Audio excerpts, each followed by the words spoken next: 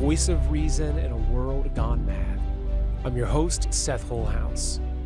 Something historic just happened in the last 24 hours or so, which is that gold crossed over $3,000 an ounce in its value, which is the first time it's ever happened. Now, a lot of people are celebrating and wow, this is a great thing. It's going up. People are fleeing towards hard assets. But there's a lot of speculation as to why. There's also a lot of discussion saying that, well, gold should actually be far higher than that, and silver should be far greater than that. But there's actually something very, very significant that's going on behind the scenes with the banking industry.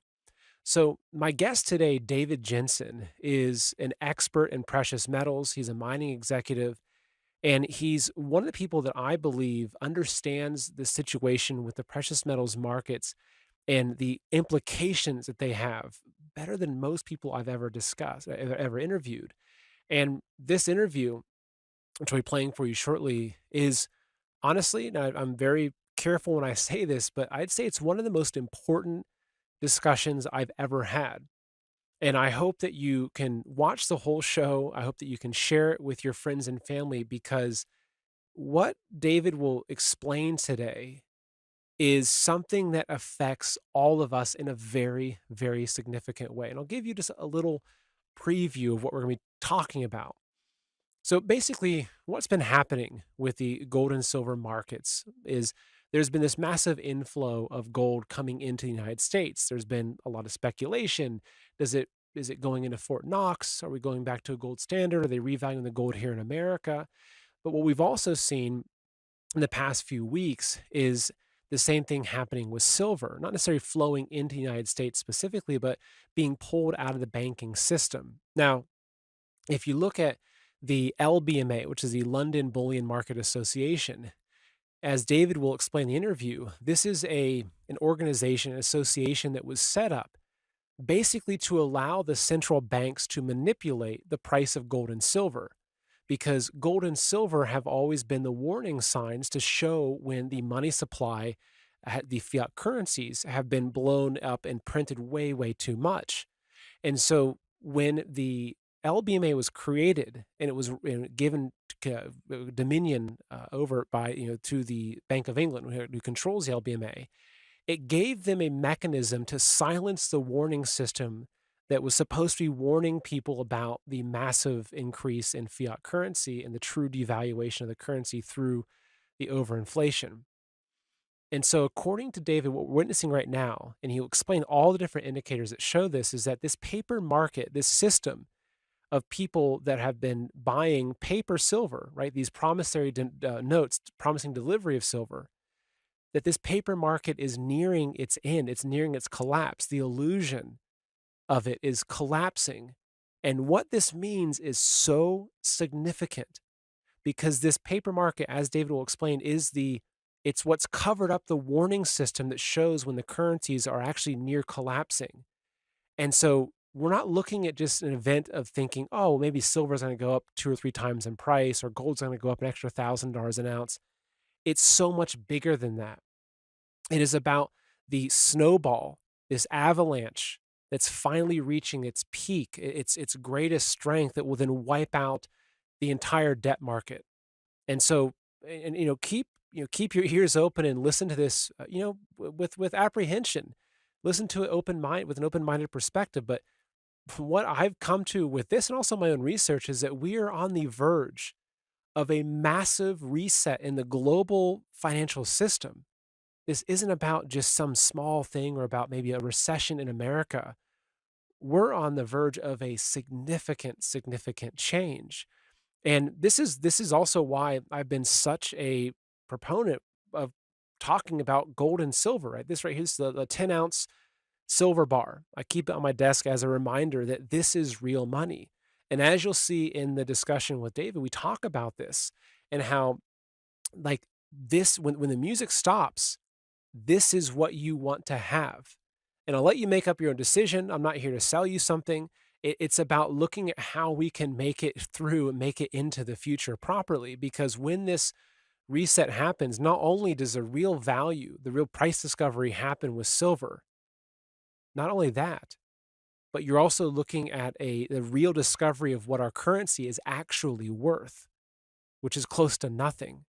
And this is a massive, massive change happening in our society. So I hope that you enjoy this interview.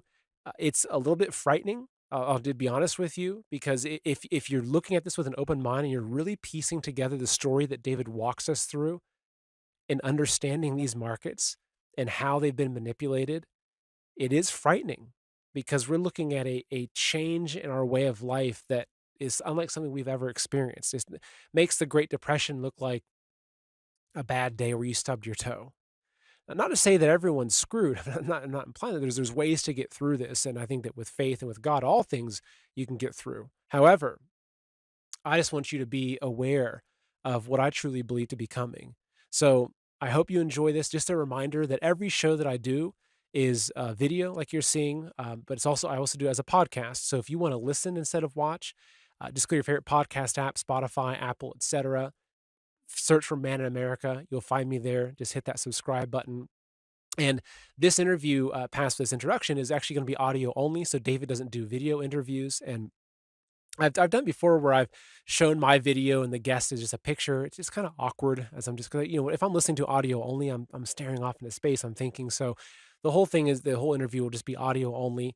Also have a picture of the screenshot up for you on there. But it's a very, very, very important discussion, and it helps you understand why precious metals are so important. It's not about an investment. It's not about trying to double your money.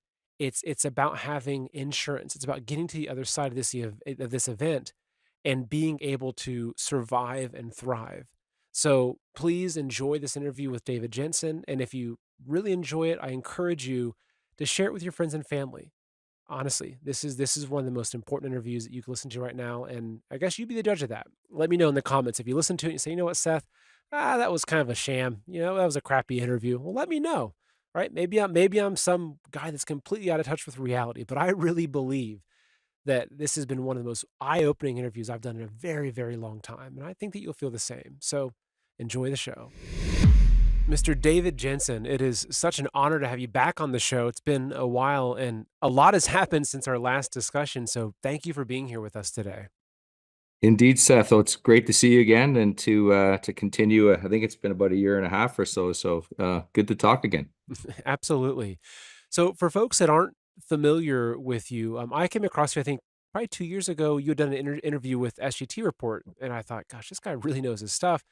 I found your Substack and was reading a bunch, and it's apparent that you really understand, especially the precious metals market. So, why don't you just give us just a quick background of yourself and how you came to know so much about what's happening with these markets? Okay, well, it's a bit of a circuitous route that I took, but I was working as an aviation engineer, aircraft structures design engineer. I had gone back to university for a couple of post-grad degrees, and then had gotten back into aviation engineering again. And around 2001, three people within 6-month period told me that the precious metals, the gold market, didn't trade fairly, and I thought that was impossible. I had been filled with concepts of efficient capital market theory thoughts from my MBA, and I dismissed it. But I found it curious that out of the blue, it's kind of bizarre, right? Gold was at the nadir at the bottom, in the 250, 300 range, and that people would be all of a sudden talking about gold. So I did a bit of digging, and quite frankly, I had 6 months where I couldn't sleep well because of what I was reading. And it actually drove me from aircraft engineering to move into the precious metals sector. So I'm now running a couple of private gold and silver mining companies. And then it's been about 30,000 hours of research in between then and now into the gold and silver market. And I pour out what I find into my Substack so that people can get a sense of what's going on there.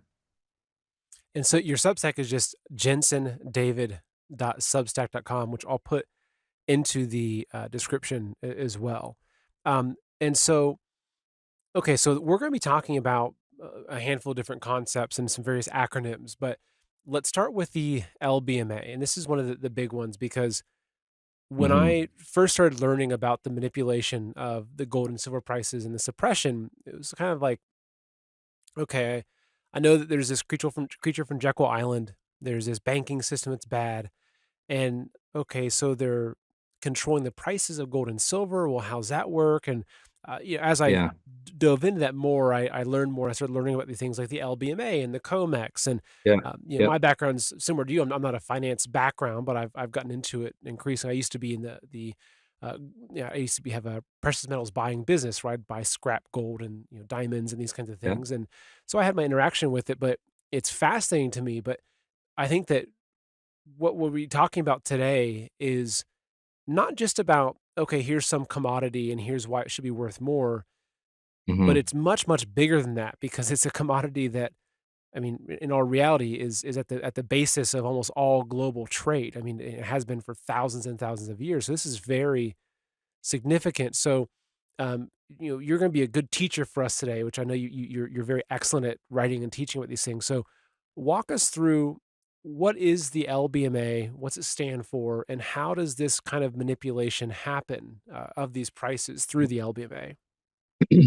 Okay, well, if I could take one step back to the creation of the London market, I think it would be helpful. From 1971 to 1980, the price of gold went up by 21 times, and the price of silver went up by 24 times. And that was a consequence of the central banks running loose currency policy, and inflation was soaring in the US and globally. So what happened was that depending on what your measure is of monthly or weekly in terms of the inflation, but inflation hit a little over 10%. And what happened was that as gold and silver were soaring, investors were leaving the debt markets, were leaving the government bond markets. They called them certificates of confiscation because the value of these fixed rate bonds were being eaten up by inflation and rising interest rates, which lowers their value. So yeah, in the end, the interest rates had to rise to 20% to pull people out of gold and silver and back into the debt markets again. That was in the 1980 timeframe. And going forward a few years, so that caused real problems, right? Because it highly limits the ability, two things really, for the central banks to issue currency and spur these investment activities that we see in the markets or bubbles, if you want to call it that. And it also disables the ability for governments to print currency and to run large deficits. So in 1986, the Thatcher government in the UK passed what was called the Big Bang Financial Reform Act. And what it did was it gave oversight of the London gold and silver market, which is and has been for a very long time the world's largest gold and silver market. And it gave oversight of this market to the Bank of England, who are the UK central bank, and the currency printers. So So just to I'll make sure I'm following you.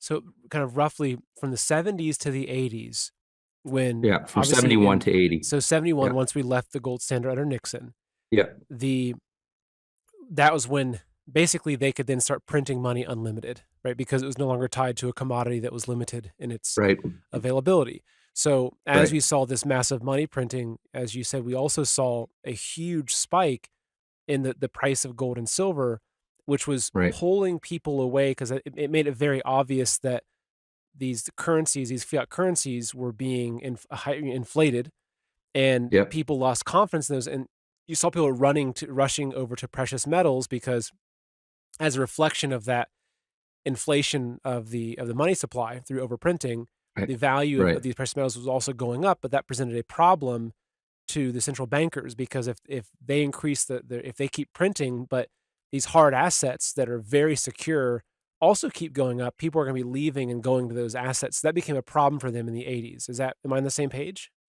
Well, yeah, by 1980, the interest rates had gone. I mean, it was a terrible recession that happened at the time. It was Paul Volcker, out of work construction workers were sending pieces of 2x4 to him by mail as a protest of his policy, and he had a stack of 2x4s. People cut off 3 feet of 2x4 and put it in the mail with his address on it, and so he got the message that 20% wasn't welcome, and that people's investments and savings had been eaten up. So gold and silver were both the safe haven, and they were the warning system, right? When the price goes from $41 to $850 on the price of gold, that's a pretty clear signal. So they serve essentially as a warning system. And what happened in 1986 with this Reform Act was that there was a liberalizing of the financial markets, but at the very core of it, I believe, is this issue of transferring oversight of the gold and silver market, which is the warning system, and they gave control of the central bank money printing warning system to the central bankers. Gosh. So they created in 1987, the LBMA was formed, which is the London Bullion Market Association, which is really, it's a trade association. It's not actually the London market. The London gold and silver market, if you want to be technically correct, you can look this up. It's called the London Precious Metals Clearing Limited, the LPMCL.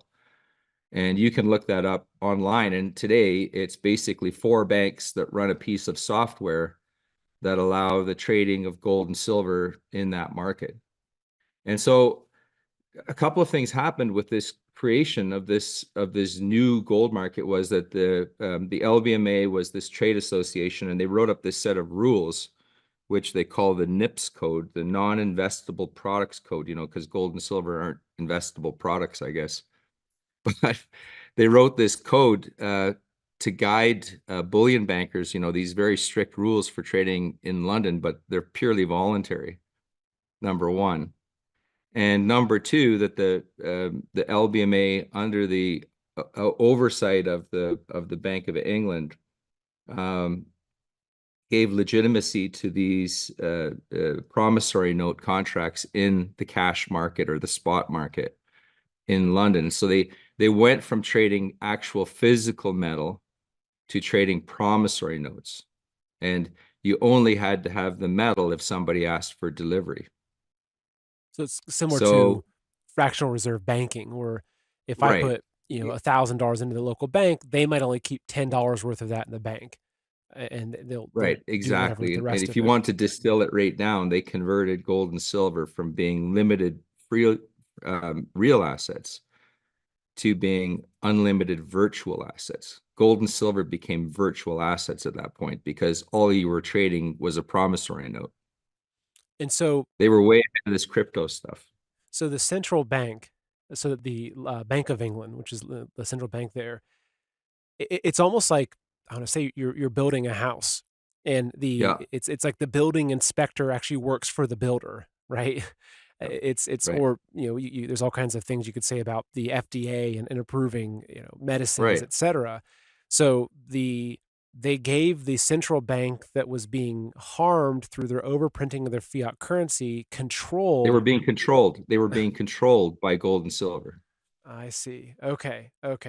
And then they introduced this paper system where they were able to take what was before a finite resource. There's only so many ounces of gold on Earth, and they were able to basically turn gold into almost a fiat asset, right? It was fiat. It became fiat essentially because they just, quietly continued to do what they're doing with not much fanfare in terms of what the structure of the market is. And it becomes a confidence game, or if you want to distill it down, a con game in terms of the gold and silver market. So, I liken it to a nuclear reactor where you turn off the warning systems and then you run it at 150% and say, look, no warning lights, everything's good. And that's essentially what's happened, is that since, Alan Greenspan came into his position at the Federal Reserve in August of 1987, in late 1987, the LBMA was formed.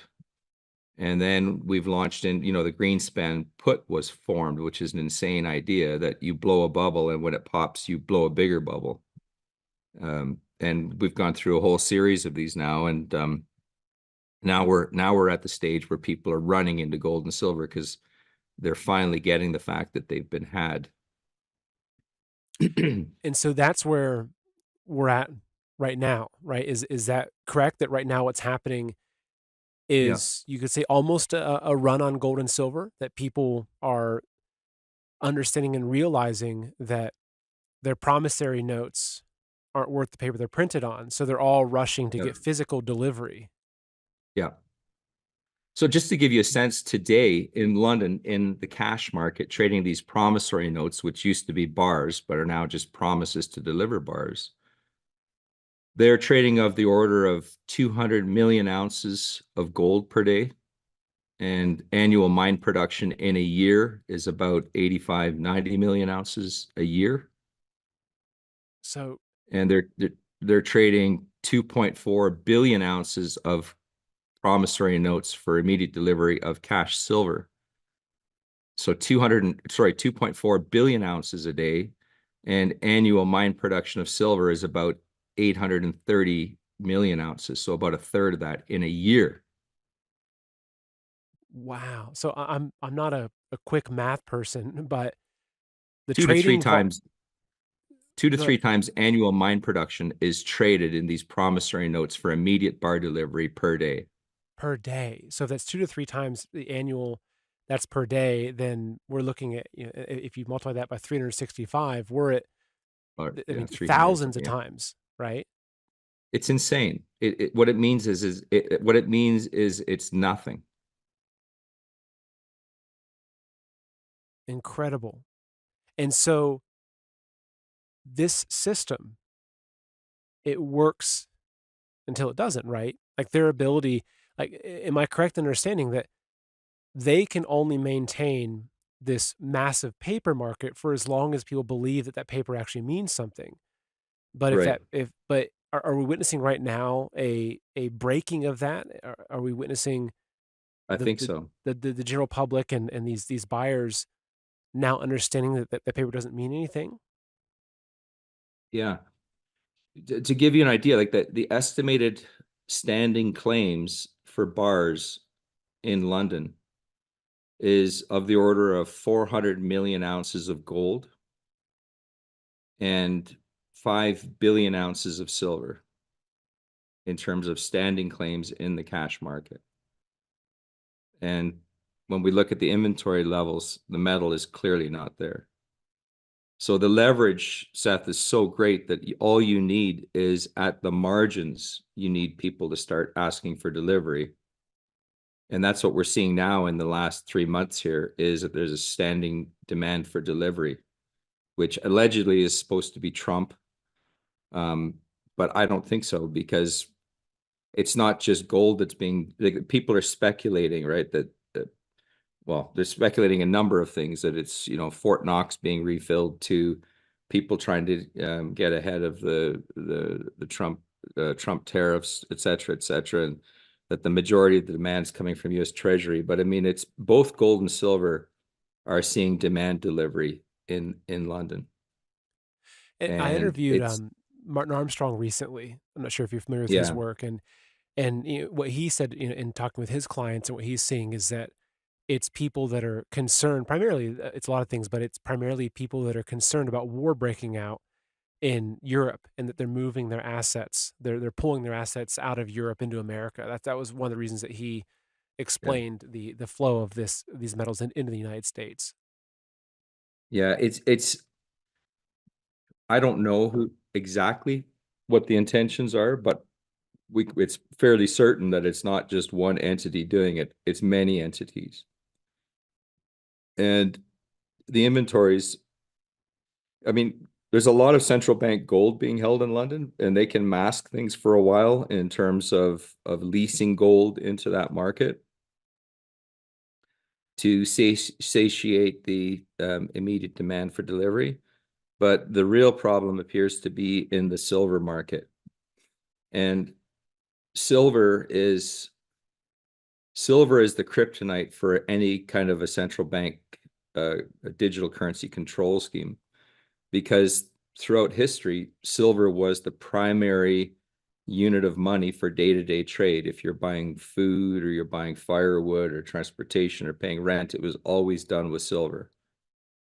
And the demonetization of silver started in the 1800s. I mean, it's the crime of 73, right, where they demonetized silver in the US, and gold became the definition of the dollar. And if you had a debt to pay, you had to pay it with gold, right? And so, I mean, that's what the Wizard of Oz was all about as well.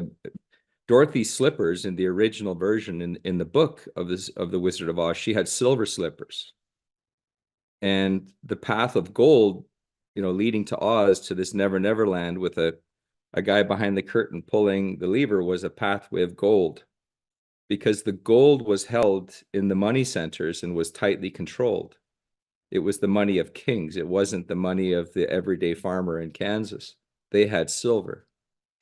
So that was the warning.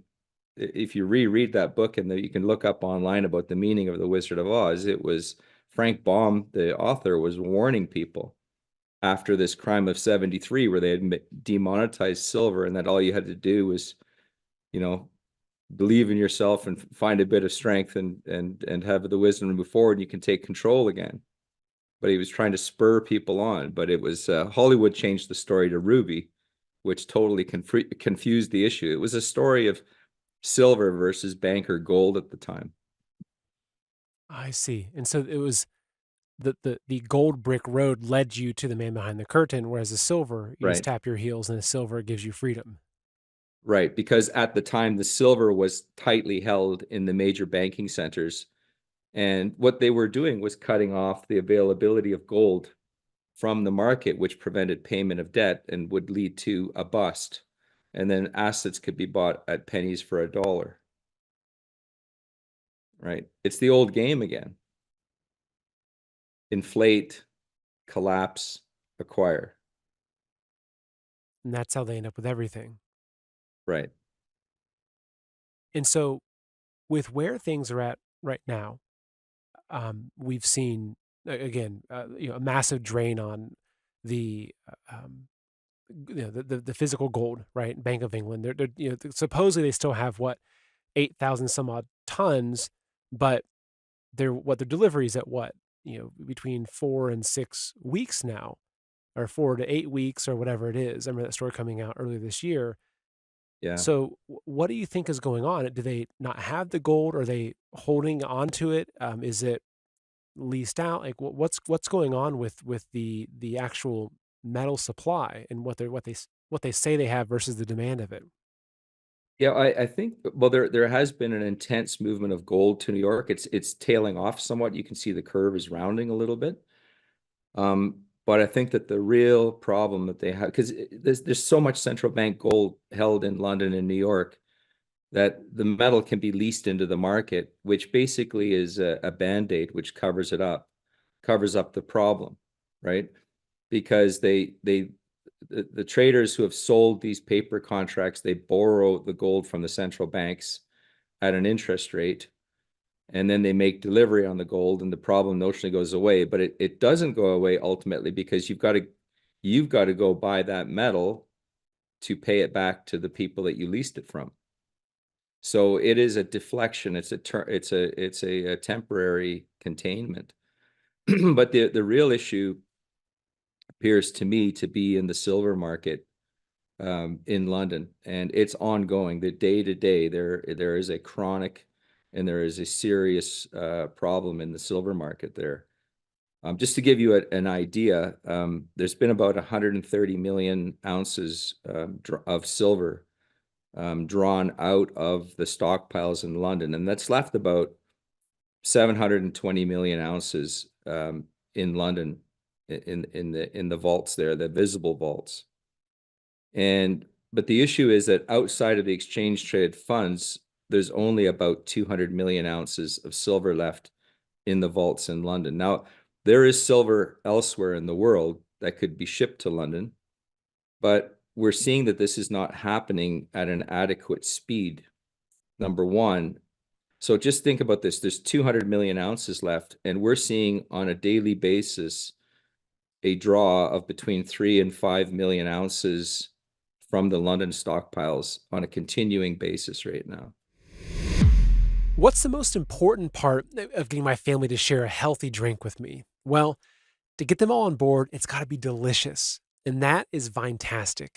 Amazing to me is it's made with no sugars, no calories, no carbs, and no artificial sweeteners. So, Vinetastic blends Le Blue's ultra pure fractional vapor compression distilled bottled water with Mighty Muscadine's liquid extract that contributes approximately 300 parts per million of antioxidant polyphenols in every single bottle. And that is a great way to make America healthy again. So if you or someone you know is pre-diabetic or diabetic or just enjoys a delicious alternative to artificial or sugary drinks, try the new Vinetastic. It's fantastic. It's easily ordered at vinetastic.com. So do your research and fill your fridge with Vinetastic. It's amazing what nature can provide without artificial flavoring. In two delicious flavors, blueberry, cherry pomegranate, and pineapple mango. Love them both. Free shipping and a discounted price online when you use the promo code Seth. So again, it's Seth at vinetastic.com for your health, for your body, for your life. So if you use 4 million ounces, if that would continue linearly, that would give you 50 days of supply left. But it's not just that, Seth. It's that the 200 million ounces that are sitting in London outside of the exchange traded funds. So that's what I call the float, that 200 million ounces. A lot of that is just held by private entities who want to store their silver in a vault. And so you have that's what's called the float, because it's not in the exchange traded fund. But there's another concept called the free float, which is what is really available to market, right? What is liquid? And this week we've seen what's called the implied lease rate. That's what you have to pay to borrow the metal. But we've seen that surge upwards to approaching 10% to borrow silver in London. And the implied lease rate, which is a calculation, there's also the real lease rate, which is what you have to pay a bank. The real lease rate in gold recently was twice the implied lease rate. So what we're seeing here with this 9.5%, 10% lease rate is that the lease rate is notionally approaching 20% to borrow silver in London, which is punitive. The silver, by the way, the lease rate has to be paid back in metal. The interest that you pay is not paid in fiat dollars, it's paid in metal. So my sense, Seth, is that there's not 200 million ounces float, but there's probably of the order of maybe 10 or 20 million ounces of free float of what's really available to market. Now go back to that number again that I mentioned about the, excuse me, the open interest or the standing claims in the market of 5 billion ounces. 5 billion versus 5, 10, 15 million ounces. And you can see how that leverage is causing a problem and why it's causing the lease rate to approach what we think is probably 20% right now. Because that high lease rate is reflective of them not really, it's almost like if you're leasing out cars and you're running low on inventory to lease out, you're going to spike up the rate of those cars you're renting out, right? Because it's supply and demand. If you want, you want to borrow something that's in short supply, it's going to get more and more expensive. So, I mean, there is silver in Switzerland and other places. And that's been the argument, is that, well, yeah, metal flows out of London, but it also flows into London. True. But the lease rate's telling us that it's not flowing fast enough. So we have to watch this on a daily basis. But we can see from the New York Commodity Exchange, the COMEX, and that's a futures market. It was never meant to be physical. But there is a provision in there to take physical delivery in order to have the futures price mean anything. And that's called the exchange for physical, the EFP contract. And what that does is it allows people to take one of their futures contracts and convert it into a bar delivery contract in London. And we're seeing every day 3 to 5 million ounces of silver being converted from futures to London delivery every day. So make sure I'm understanding correctly. So the COMEX, where they can trade on Yeah, futures, basically saying that, yeah, okay, silver is $30 today. I'm going yeah, to trade on it. I'm going to place a hedge against it, say, yeah, of it being, say, $35 a month from now, hypothetically. right, right. Or, and so they're trading, same way, people do with stocks, right? And there's, shorting stocks, and there's all kind of same methods within the stock market. But Yeah, as you're saying that the COMEX, though, you still have that principle that you can then at any point, or I'm sure there's specifications to how it works, but you can say, okay, instead of trading the futures, I want to actually just have delivery of the physical. So you yeah, can opt out of, you can take your money that's been in these futures contracts and you can convert it to physical. That physical then is delivered or sent by the LBMA. So when you demand physical, that physical is coming from the London vaults. Is that correct? yeah. Not from the LBMA. Remember, that's a trade association, Oh, I but see. So it's coming out of the London banks. from the London Gold and Silver Market, Okay, right? okay, Yeah. okay. So every day. So and by the way, there's about a 45 to 60 day delivery delay of silver getting to New York because they're shipping it transocean on a freighter. So, but we're seeing currently every day is an additional 3 to 5 million ounces being stood for delivery in London with these EFP contracts on a daily basis. And I mean, there's already been about 130 million ounces of silver shipped to New York from London. There's another 45 to 60 days in transit. And there's an additional every single day, an additional 3 to 5 million ounces standing for delivery. Every day, there's like it's this, Chinese water torture, if you want to call it. Anglo water torture, basically. So it's the problem's not getting better. And I keep thinking about that 5 billion ounce overhang in that market, which is watching this stuff drip, drip, drip being pulled out. And then you're watching that accelerating lease rate, which is telling us that insufficient metal is flowing in. And then it becomes, the old saying that there's no sense in panicking unless you're first. And you think about that 5 billion ounces standing there, like they're being at the margins, they're being mobilized to take delivery as well. So the setup here is in the natural systems, it's called criticality theory, but it's like when an avalanche starts, it's a crack and the whole thing slides. Or you add sugar to a mound, or a grain of sand to a mound, and eventually it's just one more grain of sand and then the whole thing lets go. And I think the setup there is very similar in the London market. Is we've got this enormous overhang of claims. We've got this steady drip, drip, drip of withdrawals, 130 million ounces plus whatever's in transit, plus an extra 3 to 5 million ounces a day, versus the visible stocks in London vaults of 200 million ounces, an unknown amount in Switzerland, which is available, but the lease rate is telling us that not enough is available. And I think that the price action that we're starting to see in the markets is becoming more and more real.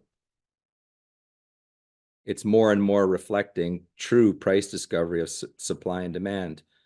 And when it hits fully, I think you're going to see the price moving in terms of multiples, not 5 or 10%, but in multiples of the current price.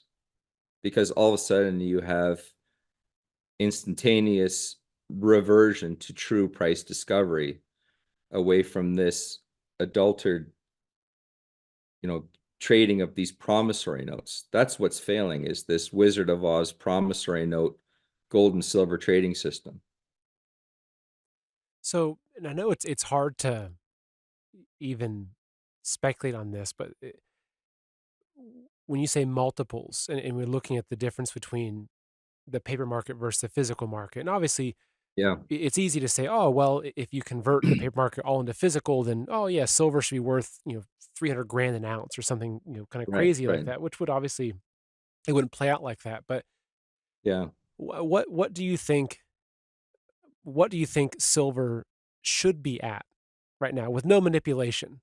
Right now, what do you think silver should be priced at per ounce? I've fallen into my own trap here, actually, because by saying by saying multiples, it reverts to a fiat pricing. I know, and it's the hard part, And isn't it? right, because the way I view things is what they've created this global $300 trillion debt edifice, right? And the debt is burning right now. That's the smoke that some people can smell. But the debt system, what they did was shut off gold and silver, and then the central bankers using debt currency blew this $300 trillion global debt currency and asset bubble. And the debt system is in collapse right now. And so are the inflated asset values. And what stands in the end is gold and silver. So and I'm not trying to be cute, but in the end, the critical thing is that you have the gold and the silver, because what you always get with fiat currencies, and even Greenspan admitted this, you always have currency revulsion in the end. And it's And not a question of how much currency can I get for it, but do I have the gold and silver money that allows me to buy the critical assets when this burning stack of debt comes down? that makes sense because it's funny because I've asked a lot of different experts, these similar questions, Right, and it's right. so hard. Well, it's like you're asking me to measure something with the faulty measuring stick. But I remember Exactly. there's a story of, I think it was during the Great Depression, that there was a bellhop in San Francisco or something that worked for a Yeah, hotel, and one day he received a 1 ounce gold coin as a tip, and he kept that gold coin. And the story was, I'm not sure if it's true, I believe it to be based upon the different resources I've looked into, but that after the Great Depression hit, he was able to then buy the entire hotel with that single coin. And could I be. feel like that's the way to look at this, right? Right. It's not how do you measure the value of the virtuous and the real asset in terms of the fraudulent and failing other asset, right? The issue is, do you have the metal? And so in the short term, I think it's going to scale multiples. But in the longer term, which by the way may only be 6 months or a year, nobody knows the timing of this, but we do know that everything is stacked so intensely that it could fail catastrophically. And so I think that the key is not to scale what you have in terms of what the price of the gold and silver is in terms of the failed debt currency unit, which has been abused, but just to make sure that you have the physical, virtual monetary asset in your hands. So it's not as much about saying, "Oh, well, I've got $100,000 in 1 ounce silver coins, buried Yeah, in my backyard." It's not about right. valuing it like that. It's more so in looking at it from the perspective that, let's just say that same, amount of ounces, right? Or say you've got, say, 5,000 ounces of silver buried in your backyard, hypothetically. It's not about what that silver is worth or what it would hypothetically be worth as measured against a fiat currency, say 3 years from now. It's about the Right. fact that, say, 3 years from now, that, say, 5,000 ounces could buy a whole Yeah. apartment complex. Yeah. Well, yeah. Like Adam Ferguson wrote a book called When Money Dies. And I think it was like written in 1972. But it looked at the Weimar Republic, what went on there. And there were farmers who refused to sell food for the marks that they were given because it was trillions of marks. And those farmers got murdered, right? You read the stories in there of what happens when fiat currency breaks down, is it's absolute chaos. Because it was literally trillions of marks at times for certain assets. And so my view is that if you don't hold the monetary unit, the virtuous monetary unit, which is nobody else's liability, which is gold and silver, is that there may be a time where there are things that you want to or need to have that you can't get. We've seen it before numerous times in history. So I think that's the critical message is there's obviously a fraudulent system in London. It's a gold and silver market. It's run by UBS, by JP Morgan, by HSBC, and the Chinese Communist Party's ICBC Standard Bank. and they run a software platform which trades 200 million ounces of gold every day and 2.4 billion ounces of silver every day that they don't have. So Right? the whole thing's The it's a giant software scam. platform. It is. The software program, I think all the trading in London is not on an exchange. It's called OTC, over the counter. And so all of these claims for gold and silver are party to party. They trade between multiple banks. And there are 40 or 50 different parties who are able to trade directly through these four entities in the London market. And so what you're looking at is a software platform which is exchanging these leveraged contracts, and it appears that those contracts are leveraged hundreds to one in terms of available metal versus the metal claims in the contract. And these standing claims that are in London, like it's family offices, it's pension funds, hedge funds, government investments, like all kinds of things that are sitting in there holding these promissory notes. And what we're seeing here is at the margins, they're starting to mobilize. And it's like a giant dam, a giant earthen dam, where you see all of a sudden you see the dam start to vibrate, right? And at that point, you know you've got a serious problem, right? And When you so get that amount of mass starting to move, you've got a serious problem. and so a lot of the data that you've been talking about, these are all the different canaries in the coal mine, right? That you're watching, that are Yeah, these indicators and saying that this entire system is starting to crack in a very, very fundamental way. Now, yeah. what's And the interesting, warning systems are so intense, I'd say it's more like an ostrich in a coal mine, there you go. And right? so, but You like, if you can't see it, like, hello, wake up. There's major movements happening here. but if you look at what's okay, like here in America. So I used to, back when I was during one of my earlier careers, I was in the jewelry and precious metals industry, and I used to travel to Asia a lot.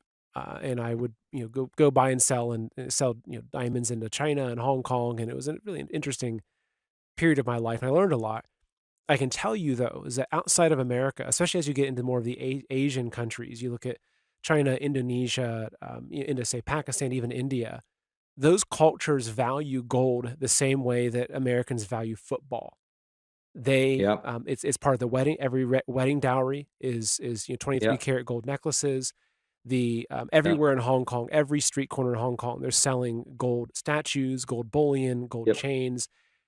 They're encouraged by their own government to buy these precious metals, whereas in America, I've seen different figures of something, sometimes even less than 2% of American households actually hold physical gold and silver outside of their jewelry that they might have in the jewelry box. And so also in America, in terms of the retail market, you can still buy gold and silver at a very low premium in America. And so is it that you mentioned earlier, that when everyone, basically about panicking, is that you want to be the first person to panic, right? And I think I'm one of the, right. I'm in that class. I've been panicking about this for a decade, right? And so, okay, Yeah, I'm going to set this aside. I'm going to set this aside. So what happens? I mean, if say only 95% of it, say, or only a few percent of American households own physical metals, then these people are going to be, they'll lose everything, right? I mean, in an event like this, not everything, but they're so disadvantaged to say that, the average Hong Kong household or the average Chinese household that might probably has a couple thousand ounces of silver and maybe a few dozen ounces of gold set aside. hmm The the day they started this promissory note trading system in London, in the world's biggest gold and silver market, the day they started that trading in 1987, I guess 88, the LBMA was formed in 87, so 88 when the trading started, collapse was inevitable. The second that you started trading these promissory notes, where we're at today was inevitable. because what they were doing was shutting off the warning systems. And because they had an unbacked fiat currency, it was backed by the debt, which was being created without limit. It collapsed. The point we're at today was inevitable. And I mean, Greenspan himself says ad extremis. So in the extreme, fiat currency is always rejected and gold is always accepted. That's all we need to know. Gosh, so by them creating the LBMA and creating the paper market for gold and silver, as you mentioned, they shut off the warning system. So gold and silver were always playing, they always were the warning system to show you how dangerous inflation was, how dangerous overprinting Right. was. Right. So by doing that, it gave them a window of time to print as much money as they possibly could and do as much as they could with it, fund the military industrial complex, everything that they've done with this unlimited printing. But they knew that that window would close. Yep. And I've also suspected this is one of the reasons why they've been sending billions and billions to Ukraine as a way to basically use Ukraine as a way to move fiat currency into hard assets through the money laundering over there at the last moment before the whole system fell apart. Yeah. Wealth extraction. It's just, so it's like rolling a snowball. It's like standing on a mountainside. And if you're an informed central banker, bullion banker, right, who the people at the core of the system certainly are, that the start of the London gold and silver promissory note system was like rolling a small snowball down the side of a mountain and saying, well, here we go, boys. Like, here goes the snowball. And they knew that at the end of it, it would be this massive ball that would be thundering down the mountainside on whatever's at the other end of it.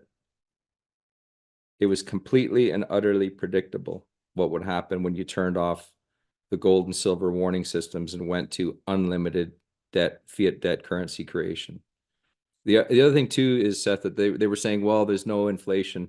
I remember Larry Kudlow used to be on CNBC and he'd say, oh, there's no inflation. Look, gold's $400 or gold's $500. I'm not worried about it. There's no inflation. Well, of course, there was no apparent inflation because you shut off the system, right? And all that money printing flowed into financial assets. That was what Greenspan and these other central bankers, I call them central destroyers because that's what they're doing. That's what they are, is that they were inflating financial assets and other assets like home prices as well, and calling it beneficial inflation. But what happens is that's only temporary. In the end, when you blow bubbles, the bubbles collapse and then people seek real assets. So we've got trillions and trillions of dollars in fiat dollars inflated and held in various debt assets and equities and real estate of different sorts. And you've got real assets like food and energy and gold and silver are a fraction of that. And I would point to the food commodities, it's a couple of percent or maybe 1% of these other assets that are going to visibly collapse as the debt bubble collapses. And in a very short time, you can have this visibility of all this money printing and all this monetary inflation that's been going on for 40 years come out and all of a sudden present itself very, very quickly. You could have tripling and quadrupling of the price of wheat in a very short time, and oil and everything, copper, zinc, lead, whatever, just anything that's of real intrinsic value. And it's a very, very small segment of the financial markets and of the global economy, which are real assets of intrinsic value. And then you can have this 40 years of monetary and debt inflation appear out of seemingly nowhere. Rapid onset hyperinflation, basically. So, and I think what we're seeing here is the onset of that with this spiraling of gold and silver in London. They're marketing it as Trump and it's this and it's that. But there's a run on both gold and silver in London. And this stuff comes in waves. It's not linear. It doesn't, it comes and it goes, it comes and it goes. And it's just like inflationary waves happened in the 1970s. If you look at the data, you can see these surges and then abatement and surges and abatement. And I think we're seeing that in the gold and silver market in London. But the leverage in there and the imbalance is so intense that I don't think it's going to go on for years. And what I'm seeing in the silver market here is a serious problem manifesting itself. So piecing this all together. So for one, you mentioned before, this could be 6 months, a year. You don't see it as a long-term thing. Like we're looking at, say, 10 years from now. Like this is much more immediate based upon all the ostriches in the mines that are dying, right, from being poisoned. Yeah, nobody knows. It could be weeks. Nobody knows. Yeah. Nobody knows.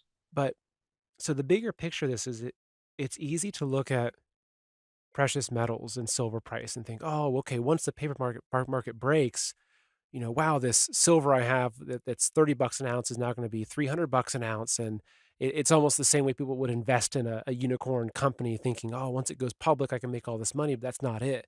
Mm. Because when the paper market breaks, the key that I'm seeing here is not that there's true price discovery of silver and gold, but the key is that when that market breaks, the suppression of the warning signal breaks.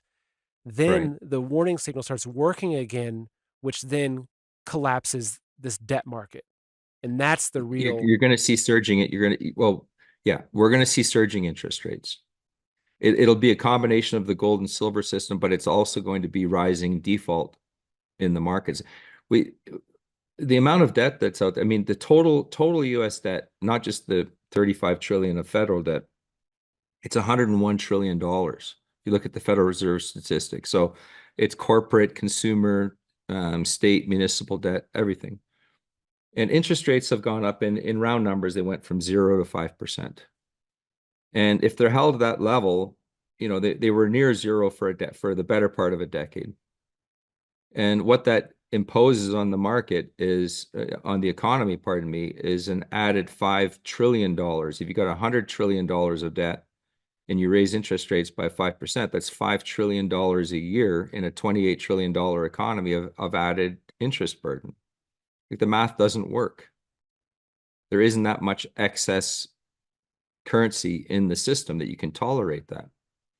And so what you start to see then is rising default rates, and you're already seeing it in credit cards and auto loans and things of this nature. And it spreads, right? As the whole leverage system decays, you're going to see more and more default in these debt instruments and in the leveraged financial asset market. And that's when, and I think we're already seeing it with this move into gold and silver, is that there is this holy moly moment where the entire market, not the entire market, enough of the market at the margins recognizes the trouble that we're facing and start to acquire these assets, that it breaks the leverage system. The promissory note, hopium, never land system fails. And all of a sudden the curtain gets drawn and there's some guy pulling levers. And so, do you think that the world is on the cusp of basically what you could call a global debt default? I mean, do you think that this current system that was enabled through the suppression of gold and silver, on top of many other things, do Yeah. you think that we're at the point where this system is going to break? I mean, because Yeah. based upon what we're talking about, like that means it almost makes the Great Depression look like a bad haircut compared to the entire system collapsing.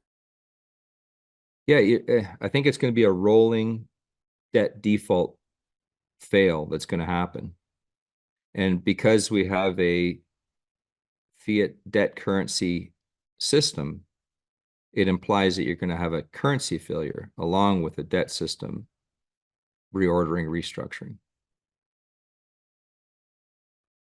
which This brings is, you back full circle to gold and silver again. yeah, wow. This is massive.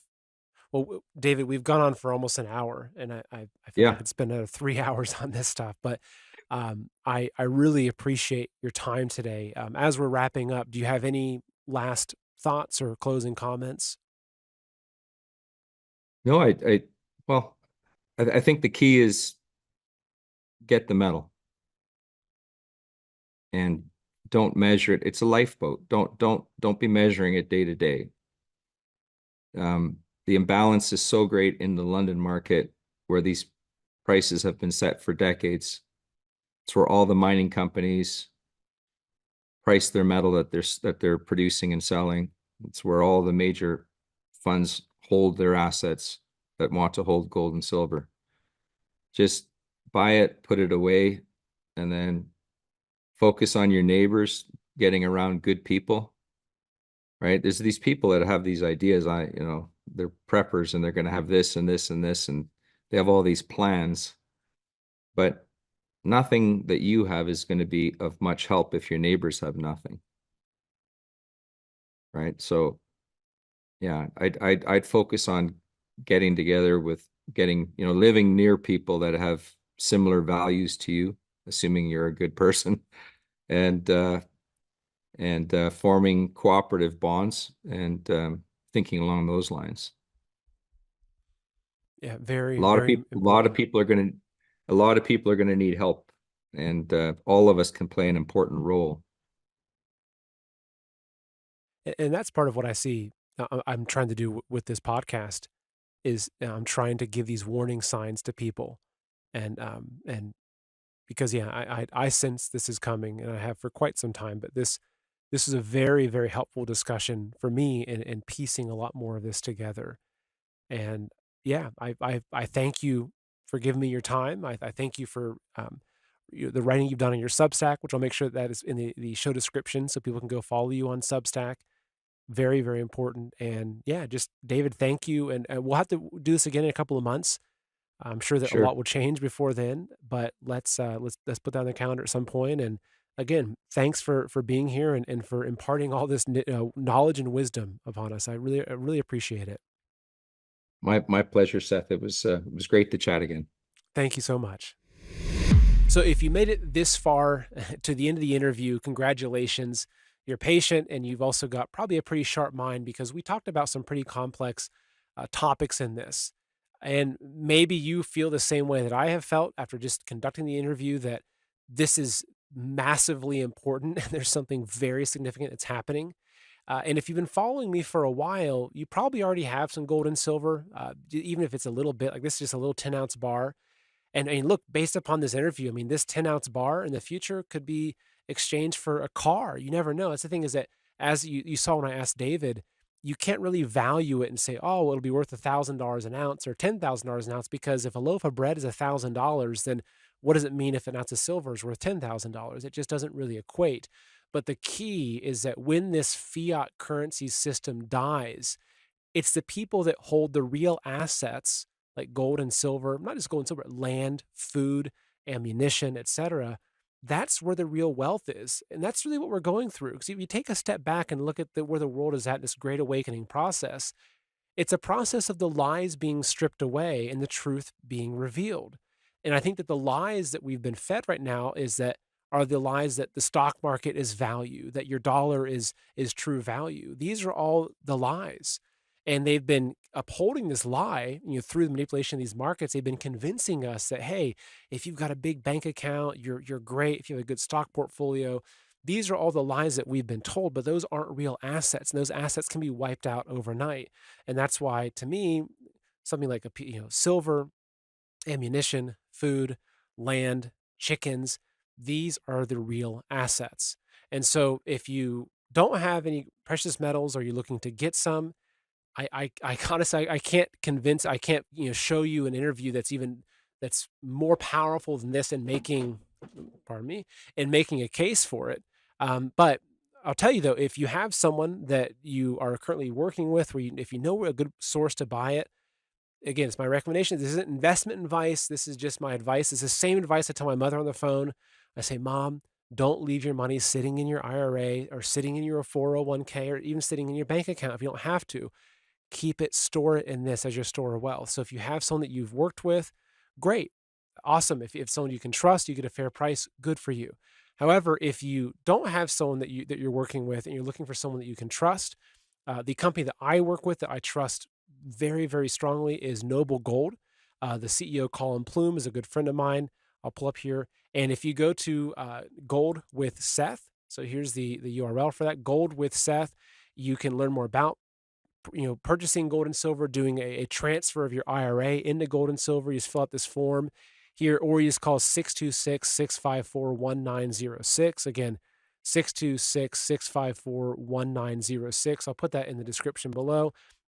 They're a trustworthy company that you can get direct delivery. They can ship you ounces directly to your doorstep.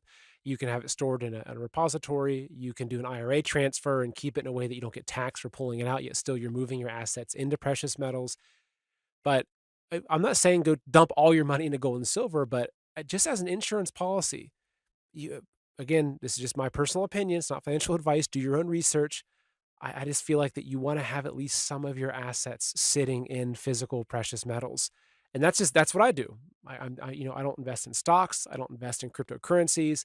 If I have some extra money, I'm putting it into gold and silver, or maybe some bullets, or some more food, or some seeds, or I'm building a chicken coop, because to me, that's real wealth. And when all this stuff falls apart, because I really believe that we're entering into the phase now of this paper system collapsing, and then that being a massive shockwave with waves that cause huge changes in our society. I don't want to one day be looking at my bank account thinking, gosh, that, whatever that money is, say it's 10,000 or 100,000 or a million, can't even buy me my dinner tonight. I want to be thinking, gosh, I'm so glad that I set aside this 10-ounce bar of silver, because this 10-ounce bar of silver, that this could feed my family for 6 months. And there's stories of that. There's stories of, I think it was Venezuela after their currency collapsed, that a single ounce of silver could feed a family for a month. Literally, a single ounce of silver could feed a family for a month, yet a wheelbarrow of cash was required to buy a single chicken to eat. And that's just what happens. And that's why I'm so big on gold and silver. It's not about investment. It's not about doing it to get some return on it. It's an insurance policy. It's making sure that whatever happens, that you're not left with nothing. If there's a stock market collapse or whatever it is, that you're not left with nothing. So again, if you have someone you work with, great. If you are looking for someone to work with, goldwithseth.com or 626-654-1906 if you want someone that you can trust that will give you a fair price. All right. Thank you for watching this show. I'll see you next time. Numbers don't lie. The impact that Balance of Nature makes every single day is astounding. You can see the numbers for yourself at their website, balanceofnature.com. So listen to these stats concerning Balance of Nature's worldwide success. More than 1,000 success stories are reported each month. Hundreds of thousands of customers worldwide, millions of orders delivered each year, and billions, yes, billions of fruits and veggie supplements consumed by people who've decided to start living better. There's only one number missing. That's you. Do what I did and add yourself to these numbers. Start taking Balance of Nature's whole food supplements, like so many others around the world. Here's another number that should get your attention, 35%. Use my discount code SETH to get 35% off, plus free shipping and their money-back guarantee. You must use my discount code SETH. So call them at 800-2468-751 and use the discount code SETH, or order online at balanceofnature.com. Use discount code SETH to get 35% off plus free shipping.